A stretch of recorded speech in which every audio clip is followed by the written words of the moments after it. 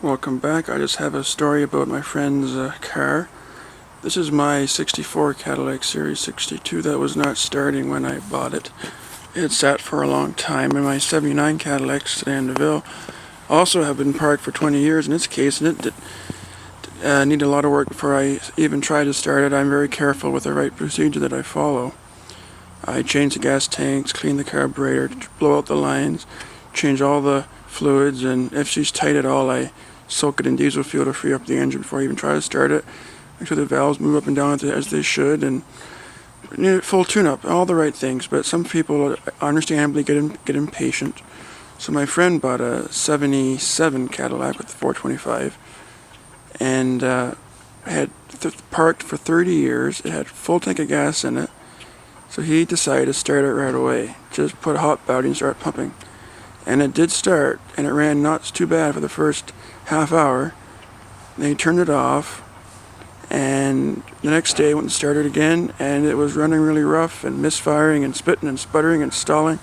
So I was called over, and I tore apart the engine, and I found 4 bent push rods. This is just one of the 4. What happens is, the car might run on old gas when it first starts, but that gas turns to a sticky varnish, almost like a substance, and it will stick the valves, clog everything up. And in this case, 4 valves were stuck, and the push rods went to do their job. It couldn't do it, bent the push rods, so she's down 4 cylinders. And 3 of them fell down into the oil pan.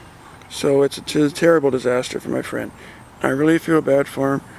I understand the excitement of wanting to get these old girls going, but you really should try and do your best to control your enthusiasm and try and follow the right procedure.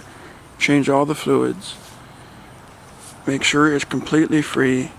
If you can't replace the gas tank, ensure there's no old gas in it. Pump it out, clean it out, do whatever you got to do. Do not run old gas in an engine.